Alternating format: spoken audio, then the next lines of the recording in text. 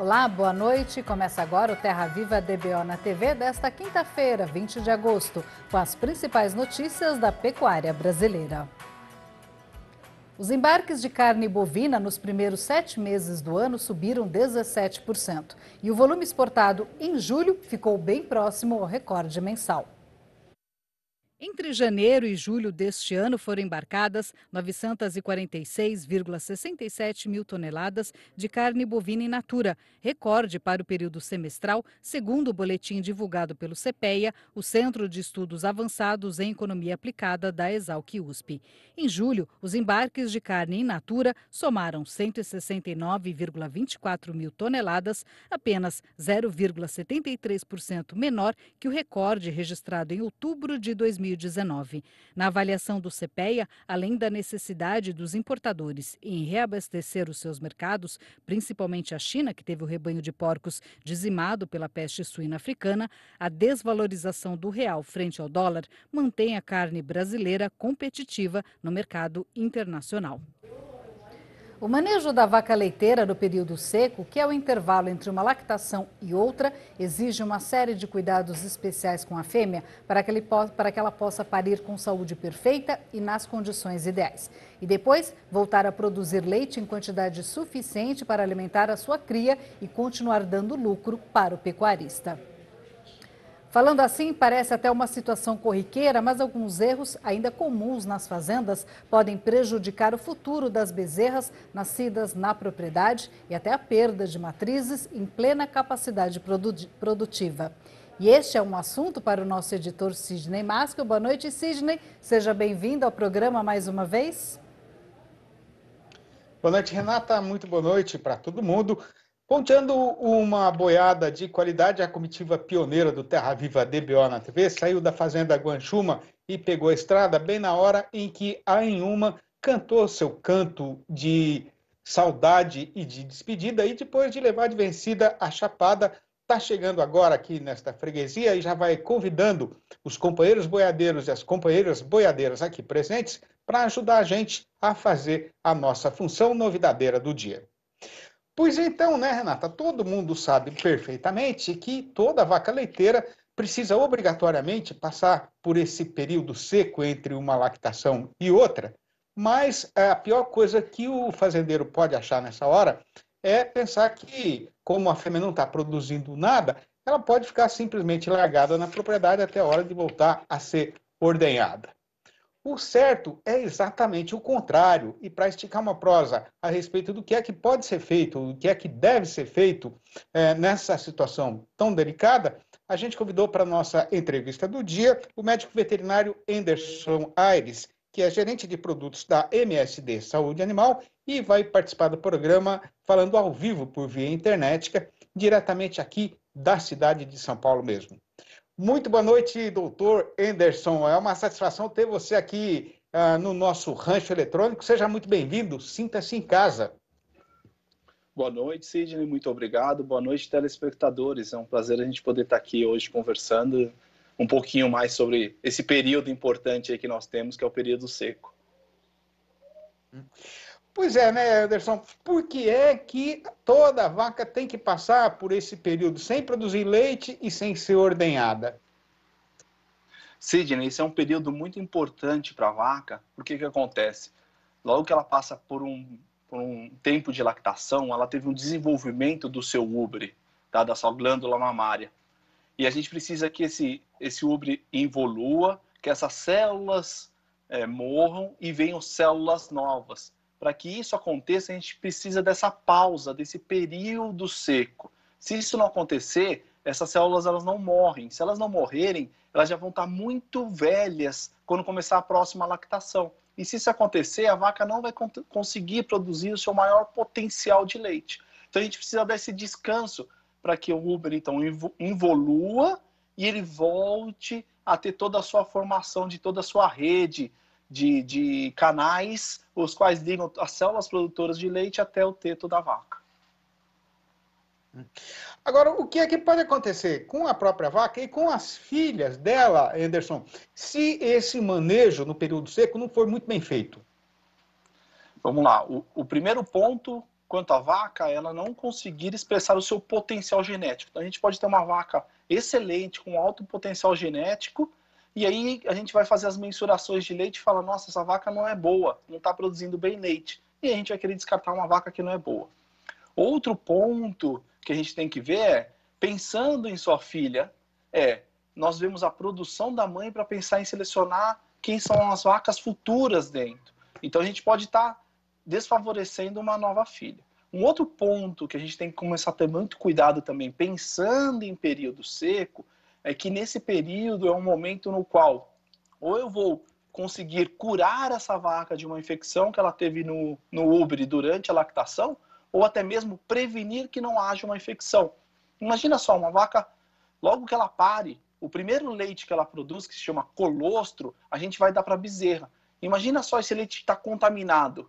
A gente já vai contaminar a bezerra com o primeiro leite, que é o leite mais importante para ela. Em vez de chegar os nutrientes e as células de defesa, chegam bactérias, chegam toxinas. Então isso é muito importante a gente ter uma vaca no qual esteja saudável e se mantenha saudável nesse período. Tanto para ela, quanto a produção de leite que o nosso produtor está interessado, quanto até a proteção para sua filha, ou mesmo manutenção daquela fêmea dentro do rebanho, pensando na filha futura. O Anderson, quando é que o período seco deve começar e quanto tempo ele deve durar? Tá. Sidney, se a gente quiser pensar no maior retorno econômico que nós podemos ter, a gente fala que o ideal seria a gente trabalhar entre 45 e 60 dias de período seco, tá? Então esse seria um período ideal pensando em retorno econômico.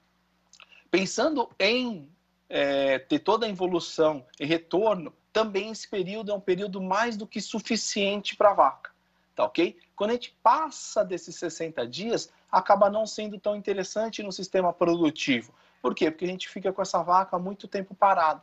A mesma coisa que a gente pensar dentro de uma indústria, e o nosso produtor não deixa de ser um empresário, é ter uma máquina lá parada. Ninguém quer isso, tá? A gente precisa, às vezes, parar a máquina para fazer manutenção. E o período seco é um período de manutenção para a vaca, quando a gente faz um paralelo pensando na indústria. Como a gente sabe que o nosso produtor é um empresário, a gente precisa ter um momento realmente para a gente fazer a manutenção dessa vaca. Entretanto, a gente não quer um período muito longo de parada, tá? Mas esse momento realmente é importante para isso. Agora, quais são os riscos, Anderson, de você fazer esse período seco no tempo menor? Quer dizer, como você estava falando aí de 45 dias, né? Por que o pecuarista, o que ele deve levar em consideração para tomar essa decisão? Vamos lá. Nós já sabemos que um período inferior a 45 não deve ser praticado, tá ok? Porque ele não é ideal para a vaca ter todo esse processo fisiológico. Tem alguns estudos que conseguiram mostrar que quando faz 45 dias, na próxima lactação a vaca não vai ter um grande problema na produção de leite, isso é verdade. Entretanto, estudos mais longos que mostraram aí um período mais próximo de 60, quando acompanha 3, 4 lactações consecutivas com período pequenos, eles viram que as vacas deixaram de produzir tão bem leite. Tá? Então, o que a gente sabe é que o ideal mesmo seria a gente poder esperar 60 dias. Tá? Menos do que 45 nunca é indicado. E em certas situações, 45 pode ser indicado. Como eu disse, como é um retorno econômico, o que nós precisamos fazer a conta é quanto menos eu posso diminuir e ficar com pouco tempo essa vaca parada, enquanto ela me traz a mais de leite. Se é uma vaca longínqua, que dura muito tempo dentro do nosso rebanho, talvez esperar 60 dias é o melhor intervalo. Se a gente não tem problema de reposição e tem uma taxa de reposição alta dentro da fazenda, a gente pode até pensar em diminuir, tá ok? Mas a gente tem que ter em mente que o período não pode ser inferior a 45 e procurar não ser superior a 60. Como é que é a melhor forma de fazer a secagem da vaca, Anderson? Tá. Se nós formos pensar, o melhor é nós termos uma vaca que ainda está produzindo leite e aí fazer o processo de secagem. Tá? Existem diversos sistemas de secagem dentro do que a gente tem de literatura. Existe um sistema abrupto, que de um dia para o outro se para de tirar o leite dessa vaca, como existem sistemas graduais, os quais faziam 3 ordenhas, passa para 2, depois passa para 1. Cada sistema tem suas vantagens e desvantagens, tá ok? Eu posso ter uma vaca que vai ter um problema um pouco menor quando ela produz muito leite, diminuindo o número de ordenhas, mas como vacas que produzem pouco, eu posso fazer abrupto. Mas mesmo quando eu penso em fazer algo abrupto, nós temos até medicamentos no mercado que nos ajudam a secar rapidamente essa vaca, mas tem muitas terapias que nos ajudam nisso a tomar a melhor decisão. E a gente tem os médicos veterinários no campo que podem ajudar, olhando o sistema dentro da fazenda, qual é a melhor metodologia. Mas a gente sabe que essas metodologias todas funcionam muito bem quando bem empregadas. Anderson, por que acontece algumas vezes, né, de o pecuarista secar a vaca e mesmo assim continuar saindo leite dessas tetas, né, por algum tempo? Por que acontece isso? Sidney, eu vou falar de um ponto um pouco da anatomia. Então, como se o meu dedo fosse o teto da vaca, tá ok? E na pontinha aqui a gente vai ter um buraquinho que se chama esfíncter, tá? E ele tem a capacidade de se fechar. Com o passar do tempo, esse esfíncter, esse buraquinho, pode ficar cada vez mais, esse músculo um pouquinho mais frouxo, e é mais fácil de vazar leite, tá? Tem vacas que naturalmente, quando a gente vai, ela tá indo por dentro e já vê isso acontecer, a gente sabe que esse esfíncter já não tá bom. Mas no período seco, o que acontece? Ela começa a ter uma pressão muito grande, porque aquele leite não está sendo removido, e aí ele pode começar, então, a vazar leite. Com o passar do tempo, a gente vai ter o quê? Vai ter um processo no qual essa pressão cada vez mais vai diminuindo, porque a vaca começa a não produzir mais tanto leite, mas também, naturalmente, a vaca começa a produzir uma substância que tampa, que faz um tampão nesse esfíncter. Por que ela faz isso? Para que nenhuma bactéria adentre, tá ok? Então, o homem, vendo como a natureza trabalha, conseguiu desenvolver um produto que chama selante. O que é? É uma substância inerte, que não faz problema nenhum, que quando a gente seca a vaca, a gente coloca esse selante. Ele seca esse pontinho e ali fica tampado como a vaca faz, tá ok? Então a gente tem o processo no qual a vaca consegue naturalmente produzir isso, mas também hoje a gente já consegue, no dia da secagem, colocar esse produto, e esse produto consegue fazer essa ação semelhante à natureza. Anderson, quais são os cuidados, né, que o pecuarista deve tomar quando for o caso de tratar uma vaca com antibióticos?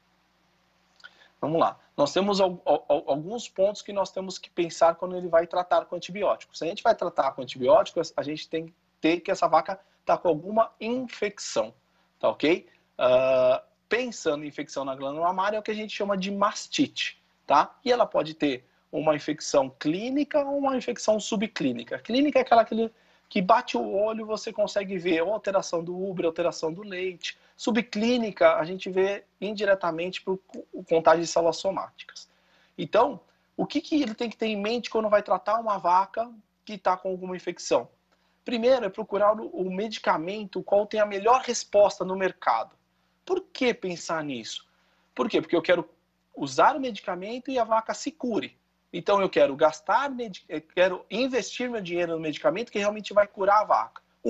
Esse é o melhor retorno que eu tenho de investimento com o medicamento. Número 2, quanto mais rápido eu curar essa vaca, mais rapidamente ela volta a ter um maior potencial de expressão. Se eu estiver pensando numa vaca que está dando leite ainda, ela volta a dar leite mais rápido em níveis altos. Se eu estou pensando na vaca seca, e a gente tem alguns tratamentos que eu já vou comentar sobre, eu quero que essa vaca continue tendo a saúde para acabar o desenvolvimento do feto que está dentro dela, que ela esteja saudável e pronta para toda a preparação no pré-parto.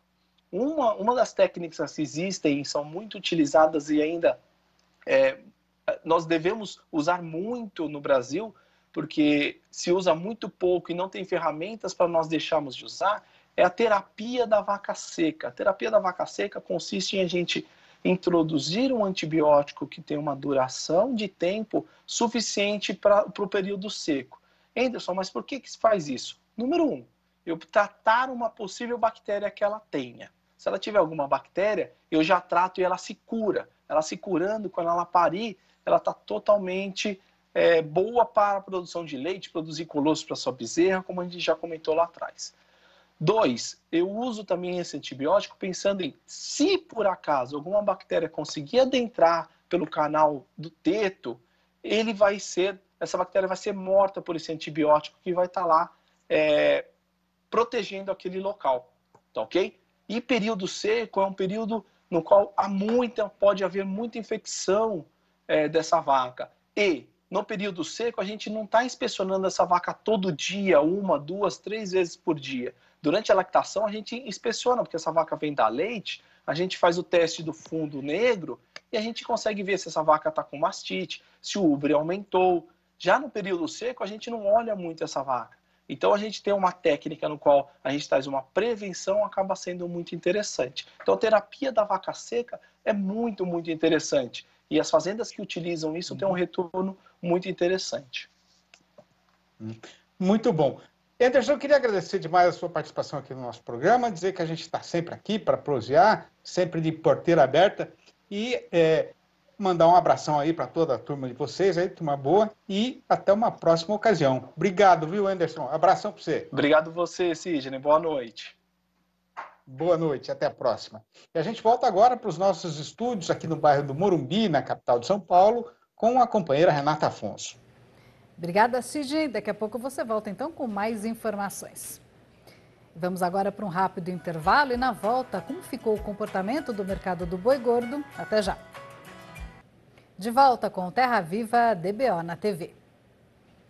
E voltamos a conversar com o companheiro Sidney Masco para saber como ficou o comportamento do mercado do boi gordo nesta quinta-feira em todo o país. Sidney, é com você. Obrigado, Renata. E aprumando a vista na direção do mercado, o amigo pecuarista preste bem atenção no que tem para ser contado, porque se o vento não chegou propriamente assim a mudar de direção, agora ele está batendo ligeiramente de forma diferente na nossa praça boiadeira. O caso acontecido nesta quinta-feira foi que, depois de passar todo esse trecho que já foi vencido no mês de agosto em desabalada carreira na subida da ribanceira, a nossa praça boiadeira agora acalmou e está indo numa toada um pouco mais sossegada. Mas o companheiro fazendeiro que está sentado aí na frente da televisão, escutando a nossa falação, pode ficar sossegado porque não está tendo nenhuma grande revolução no nosso comércio de gado, né? A parte principal da explicação para essa situação é que o consumo interno agora está voltando ao seu comportamento normal, com uma redução natural do movimento no balcão do açougue, conforme o mês vai chegando perto do seu final. Bom, além disso, a respeito do abastecimento da indústria, a precisão de gado terminado teve um ligeiro aumento, uma coisinha assim de quase nada, uma redução, aliás, de quase nada, ao mesmo tempo em que a câmara fria ficou menos vazia nesses últimos dias, depois que o dono do frigorífico largou mão de tanta sovinagem e concordou em pagar alguma coisinha melhor, um precinho um pouco melhor pela nossa mercadoria. Mas a questão é que a exportação toda semana está pedindo, está exigindo um exagero de carne, né? E com isso, juntando a isso o fato de que a oferta de gado terminado não vai desapertar tão já, porque boi gordo não dá em árvore, o resultado é que ninguém está vendo nem de longe nem de perto a possibilidade ou algum sinal de que o carretão possa mudar de direção. No balanço do dia da Scott Consultoria, foram registradas mudanças nas cotações em 6 das 32 regiões pesquisadas em todo o Brasil e, mais uma vez, como tem acontecido durante essa semana inteira, em todas elas o preço subiu. Pois então, seguindo o nosso roteiro costumeiro, eu peço a atenção do companheiro boiadeiro para a recitação dessa relação, um serviço que está na responsabilidade da nossa colega apresentadora Renata Afonso. A curta recitação das mudanças de hoje foi puxada por Campo Grande, capital de Mato Grosso do Sul, com a vaca subindo para R$ 204, com prazo de 30 dias para pagar e já descontada a parte do Fundo Rural. No sul da Bahia, o preço da fêmea aumentou para R$ 228,50. Em Alagoas, a vaca não sai por menos de R$ 226,50. No sudeste de Rondônia, A fêmea está cotada em R$ 197. No sul do Tocantins, a alta foi geral, com o boi indo para R$ 228,50 e a vaca para R$ 218,50. No Espírito Santo, o novo preço do macho é de R$ 216,50. Aqui no estado de São Paulo, tanto em Barretos quanto em Araçatuba, o caso foi de estabilidade, com o boi sendo falado na base de R$ 224,50 por arroba. Tá certo, então, e estando resolvida a questão da cotação do boi gordo, a hora agora é de escutar poesia caipira, lembrando que o tema dos nossos versinhos desta semana é natureza sertaneja. Vai ouvindo. Para gosto da sucuri, que é cobra nadadeira, o paturi fez ninho bem na beira do ribeirão, na intenção de criar ali o filhotinho. Eu tenho desconfiança de que essa vizinhança vai dar em trapeira, mas sendo esta concertação uma determinação da natureza, que sempre tem razão na ordenação da sua criação, é certeza que neste plano não há nenhum engano. E o melhor é não atrapalhar nem tirar nada do seu devido lugar.